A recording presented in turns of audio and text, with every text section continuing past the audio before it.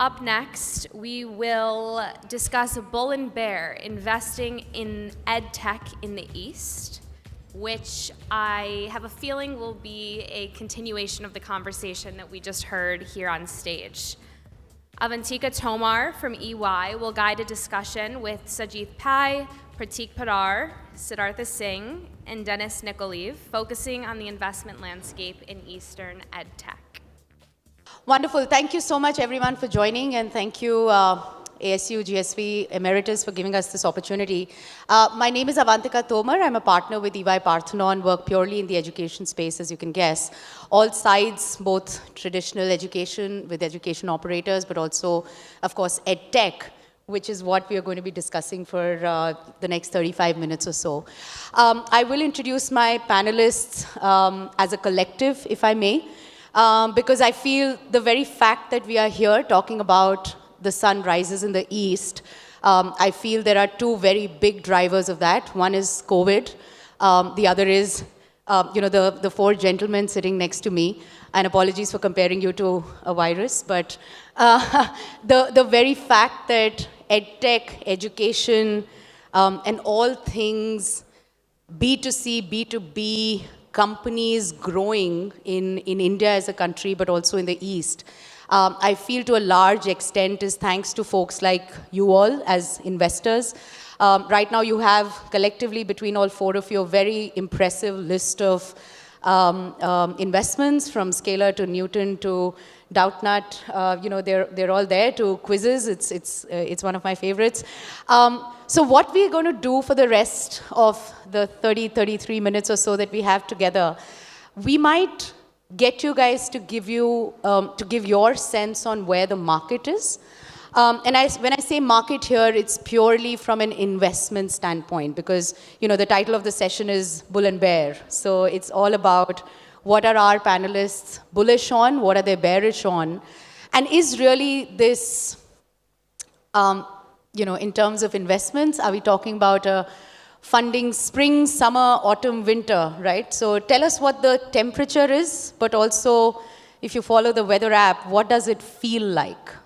Can I start with you, Sajith, if that's okay? Sure. So I think it's good to bifurcate venture startups into two axes. One is early and growth, and the other is really, I think, if you want to find out this thing, first-time founders and experienced or repeat founders. So I think if it's early, I think it's probably, I won't say spring, but perhaps autumn. Because we've historically been doing investments. But if it's growth's in winter, and perhaps growth may thaw out. Maybe it's exactly like Feb, about to get into spring. We don't know. But because of growth being in winter, a lot of us are beginning to get worried. So from summer, we moved into autumn. Seed's still doing deals. We're still doing deals. But we're getting very cautious now because growth's not moving. And so that's the way. And as far as first-time, second-time founders are concerned, I don't think we are excited about first-time founders as necessarily. We want a lot more traction, unlike in 2021. So if you're a first-time founder, an idea stage, thing's not going to get you funded. But if you're a repeat founder or if you're a founder with a lot of traction, happy to chat. So this is sort of the... Great. We'll come back to how the investment criteria has changed. But before that, Pratik, what's the weather like? So has the funding declined significantly? Yes. Numbers show that. But like Sajith mentioned, it's mostly on the growth side. We actually deployed more capital last year than ever before in Nexus history. So there has been a lot of activity at our end. See, if I had a lot of money and I could invest in any asset class in the world, I would invest in India. This is the growth opportunity. So people who are on the ground are continuing to invest, but the tourist capital has gone away. But it will come back. It's just a part of cycle. Some good thing will happen, interest rate will go down, one company becomes successful, and it will come back. So I'm not as stressed about it. Wonderful, very positive. Thank you. Dennis. So I think I would actually compare it to the current time of the actual year, right? It's still winter, but perhaps we already see kind of signs of spring ahead, and that's how we like to think about it.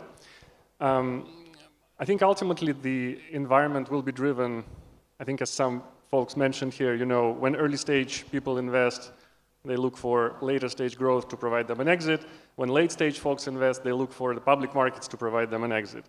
So ultimately, it all depends on when IPOs return in force. And if you speak to sort of experts in the industry, you know, they would venture that maybe towards the end of this year, maybe next year, we should see the public markets return.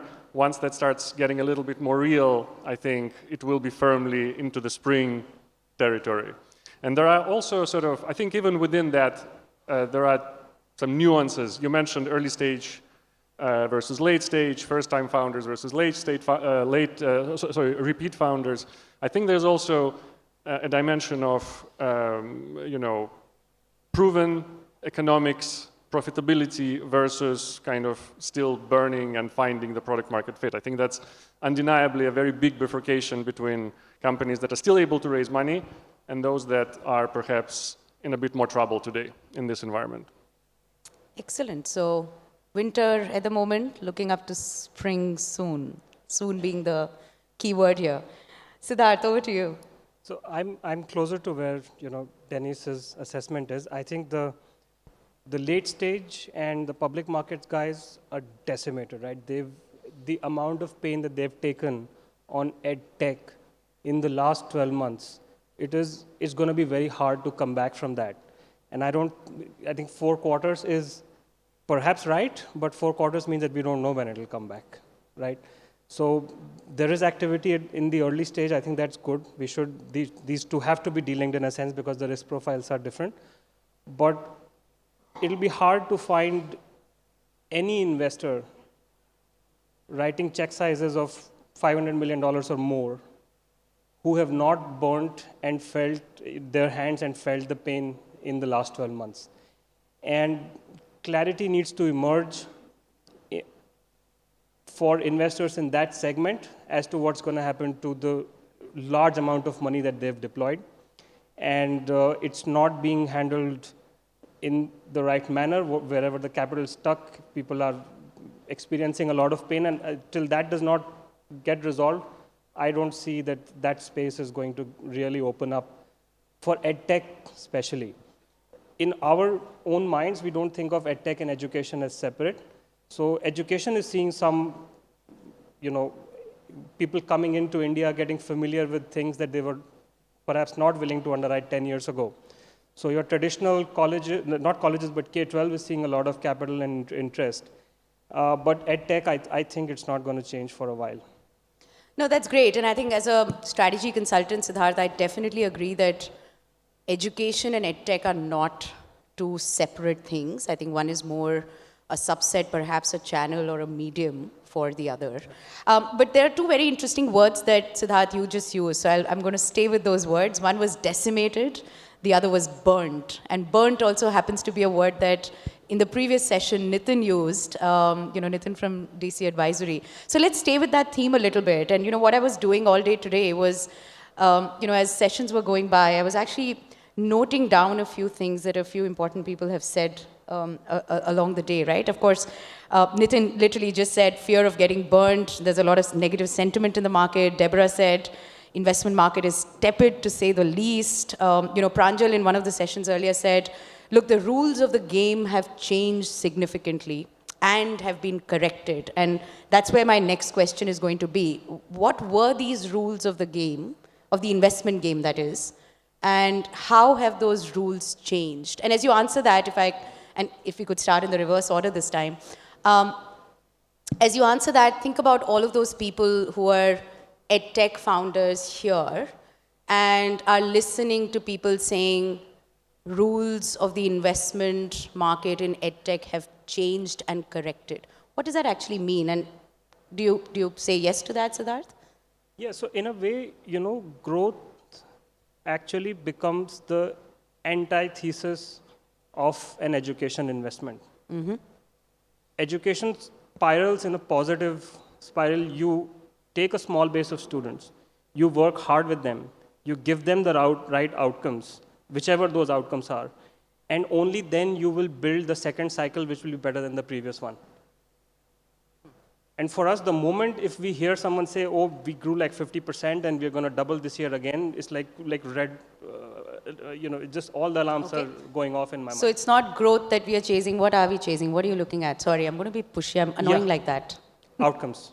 Okay. Outcomes. Okay. It's very clear in our minds. We've invested in a few opportunities in the last 2 or 3 years across big zones of check sizes. Yep. And outcomes will compound, and you will grow in the 10th year far more than what you could do in the first 2 or 3 years. But adding a whole company every year is not going to be, I don't think it makes sense. Great. And look, there is tremendous, we could look smart, but this is tremendous hindsight benefit, and a lot of money has been burnt to really come to this conclusion. Excellent. All right. So Dennis, growth giving way to student outcomes is what Siddharth is saying. How has it changed for you? What are you looking at when you are now evaluating companies in EdTech? Yeah, so first of all, fully agree with Sid on the outcomes part. And yeah, of course, hindsight is 2020. But I would sort of say that from a slightly different perspective, and it's not going to be new for anyone in this room, but for me, the biggest change in the rules of the game that you mentioned was that perhaps 2-3 years ago, an EdTech founder would receive the benefit of all the doubt. Right? They would have a sort of strong set of results, maybe boosted by COVID, and on the back of that, they would go out and raise significant round at valuation, which would be like a pretty robust multiple, right? But if you look at the fundamentals of that business, it perhaps wouldn't have yet fully proven that it is a reliable, sustainable, long-term business. I think where we are today is the pendulum has swung pretty much in the opposite direction, right? That there is no benefit of the doubt being given at all to an EdTech founder. And you have to be able to prove that today your business works, that you're generating outcomes, that you have unit economics that work. And unless you show that, you are going to struggle. You're going to struggle to raise any capital. And I would say sort of at the highest level, that is the change of the rules that's for me most pronounced. Excellent. Prateek, what's changed? Like I was saying earlier, reminder of the fact that the basic questions are most important has happened. So back to the basics. Back to the basics. Now, I remember a conversation that I did with one of my founders 3 years back, 2.5 years back, where I told him, an EdTech company, I told him that you are not really, so remind me of this conversation when I ever ask you that why has the growth not happened? Because you are like a lending company. In a lending company, you can increase the money disbursed very easily. You can throw away money and give money to everyone. But the real metric is is your NPA stacking up right? Yep. And if that is not happening, then you are dead eventually. And the reality is, as board members, we'll never be able to have the nuance that the NPA is about to increase. While you as founders truly know that the NPA is about to increase. So if ever you feel that the growth is happening too fast, and your NPA is about to blow up, then stop us and have the honest conversation. So I think that was a sane moment for me where I said that, but saying that again and again every day to every company is important. But what are some of the signs, Prateek? How do you know that's happening before it happens? Yeah, founders definitely know this. It's obvious for the founders. They are breathing this business every day. Yeah. It's very difficult for investors to know this. Yeah. Like we can at late stage you have the numbers, you can call people and so on. Yeah. But at early stage, it's only about founders just feeling it and saying it right and having the confidence to submit it to the board that, buddy, numbers will go down because of this reason. We'll fix it later. Fair enough. Thanks. Sajid. So my fellow panelists have covered a fair bit of ground that I would have liked to cover. So I'll cover one aspect. And since you said you want slightly controversial topics from me.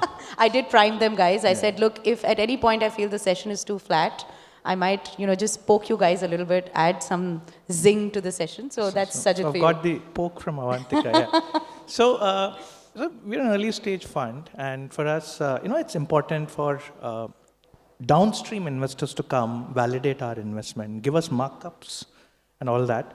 I think one big learning is beware of the quality of capital from growth. And wherever we have had quality capital come in after us, there has been certainly some checks on the founder, some checks on growth, and at least ensuring it's sane growth. Where we've had, I don't want to use words, but there's been a certain amount of what I call cowboy capital that's come into the country. And where that kind of capital has come in, it's been a real challenge for us to rein in runaway growth without any heed to unit economics. I think Dennis said that, the two kinds of growth. And for us, I think today what's changed is, now when I hear that founders talking to someone and there is a possibility of term sheet, of course you get to know it. I ask, who is it coming from? Who's that? And sort of there's this realization that in education, I don't know if someone said it, education and health, where growth and scale are not necessarily correlated with quality. Beware of the surgeon who does 10 operations a day. You don't want to be the 11th. Similarly, beware of educational outcomes when it's growth at all costs. So I would say these are businesses where I think it's okay to grow a little slow, okay, and build fundamentally strong businesses. I think it's okay to go down on tech if ed is great. So I think these are my learnings. So there was a time in early 2021 when I said, wow, X is coming in, it's exciting, 2X markup. Today I know that we can actually lead to very high valuations with revenue having to catch up, and it's better to have less lower valuations with better high quality investors. And certainly I would put at least I would put them in that category, right? Nexus, Prosus. I would want investors like that who pay heed to fundamentals. So this is my big learning, and this is what's changed. No, that's great. No, before we come back to what are you guys bullish and bearish on, just a small detour, and Dennis, perhaps question for you. The sun rises in the east is where we are. However, the entire conversation is on India and Indian EdTech. What else is happening in the east? If you could just shed light on that a little bit. You mean outside of India? That's right. So, I mean, look, at a high level, when we look at the EdTech market globally, there are two markets that sort of move the needle in a major way, right? And it's US and India, right, ultimately. That's where I would say sort of 60–70% of the addressable market is. Now, we therefore disproportionately have focused on these markets historically. Now, there are other markets globally that we think have very significant promise that we're monitoring. And I don't think they're there yet in terms of the TAM, especially on the tech side, but we think there's potential for them to come. And, maybe it's not just East, but if you look globally, we think Brazil and Spanish-speaking LATAM is a hugely promising market, right? Brazil is actually a fascinating market. In some respects, there are some interesting similarities with India, like the importance of test prep, for example, in that market is very high. Yeah. So, and we as a company are quite big there, so we are spending time looking at that market. In Asia, there are big markets that have some already large players like Indonesia, with companies like Ruanguru being already sizable and a few others, Zenius.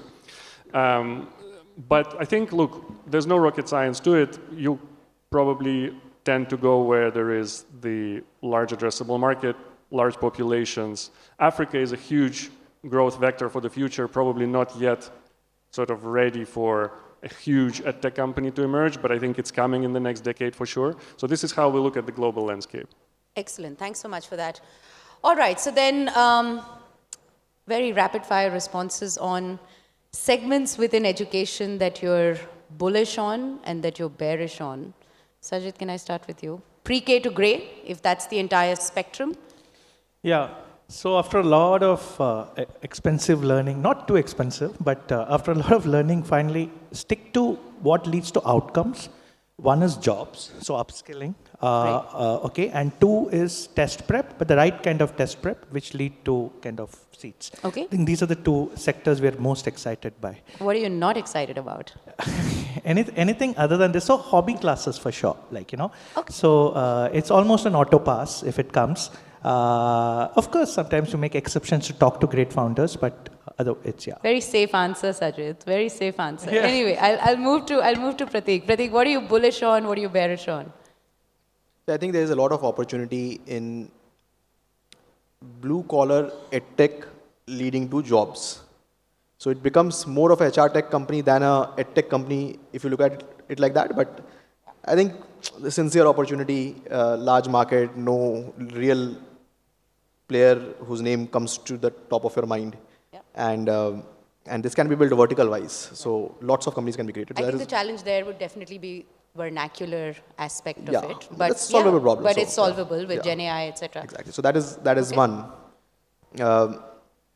Again, the second thing, which might not seem like an EdTech company, is Infosys an EdTech company? Maybe yes, because the reality is they train the young smart people well, and then they get them a job which helps them monetize very well.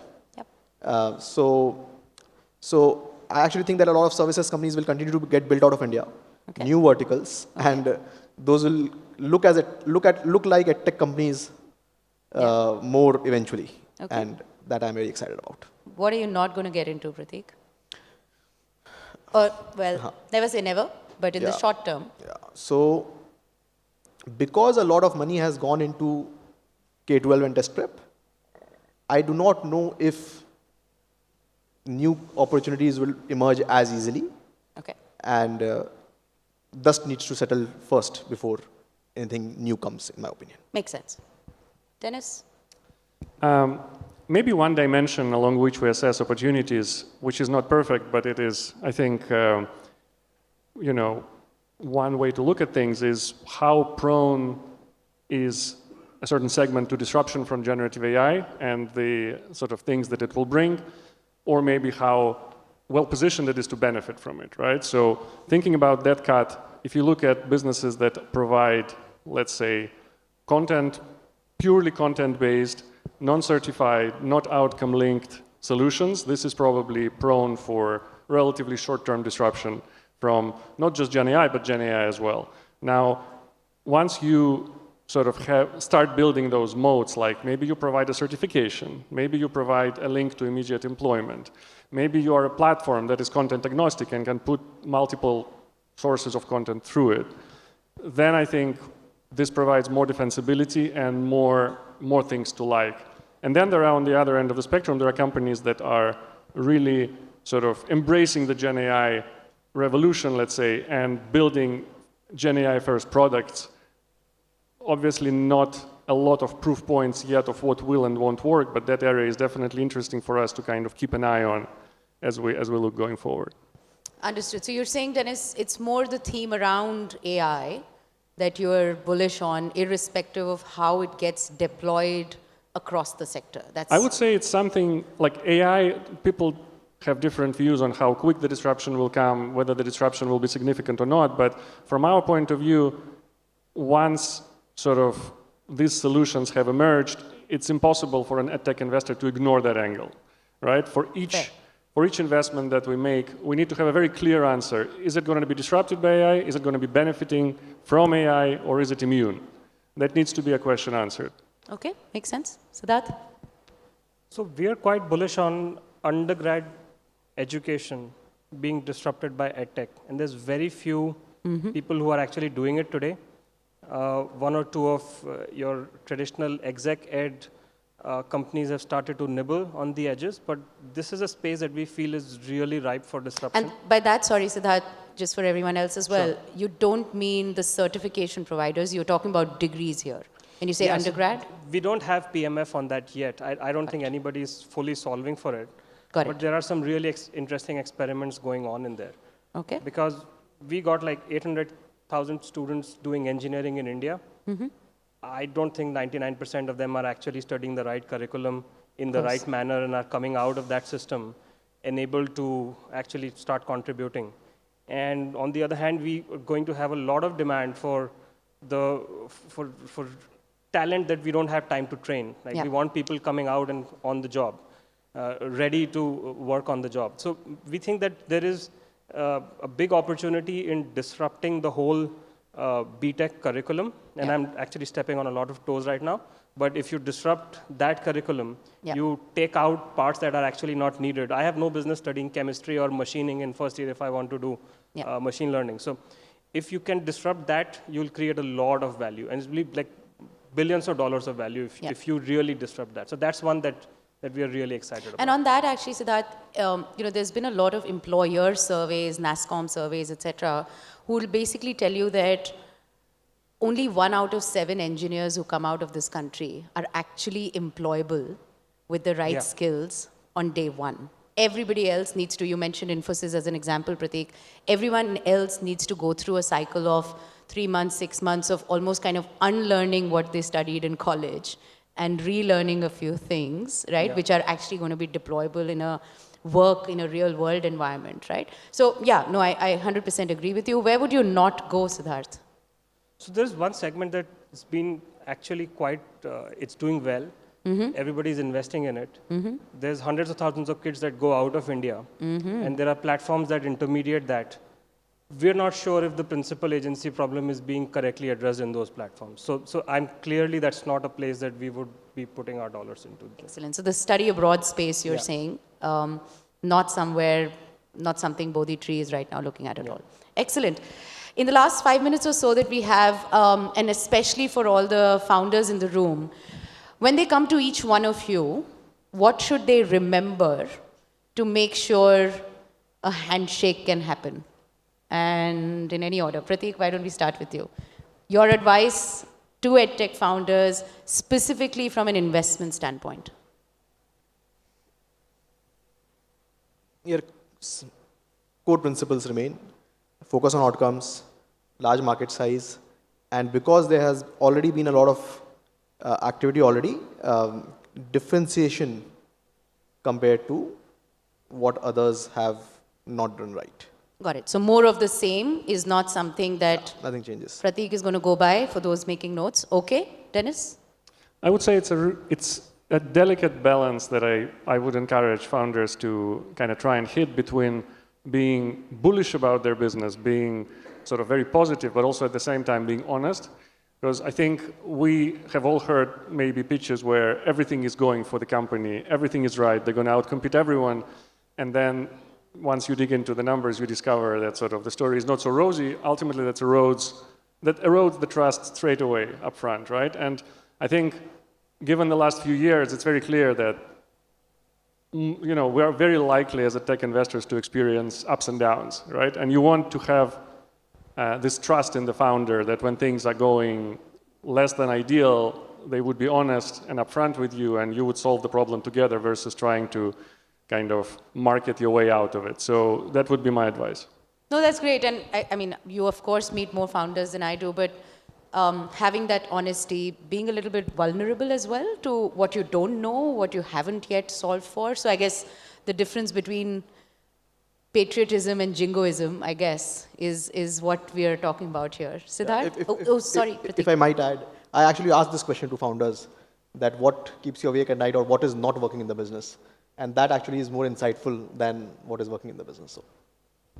Excellent. Siddharth? And sorry. So for us, like I said at the start, tangible, demonstrable outcomes, that's what we are focusing on right now. Consumers have a lot of ability to pay for it, so unit economics usually gets sorted. And we would look for some proof points, but it may not necessarily be proven out. But don't want a business where there is a good marketing cycle and then the outcomes have not come through. Because when consumers pay in India, they will pay you a large amount of money, but if there is a heartbreak, then they will remember that for a very long time. So that's and what they will spread that heartbreak. Yes, we want outcomes. So we're Yeah. just super focused on that.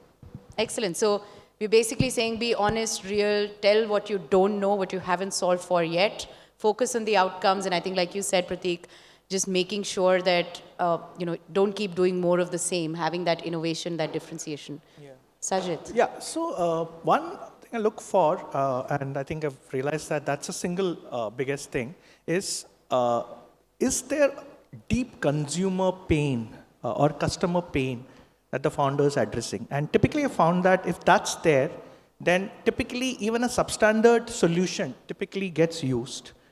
If you have hair on fire, even a blanket, a brick is a fire extinguisher. You don't necessarily need the latest state of the art. So look for deep pain. And for example, like Virohan, who's sitting here, and his blue collar EdTech. So that product had deep pain to the extent that people were willing to pay a very high price, even though they coming from blue collar backgrounds. So that was a very clear indication that this product is needed. So I think that's the thing I look for. Is there deep pain? If there's deep pain and the founder is able to validate it and show it, then I think most things will fall in place. Of course, then you shouldn't do stupid things like overpay for the customer. But without deep pain, I feel like EdTech's dangerous place to get into. Yeah. Wow, famous last words, yeah, Sajid. Thank you so much, all the panelists, and thank you for listening to us, the audience. That is our bull and bear session winding up now. Thank you. Thank you.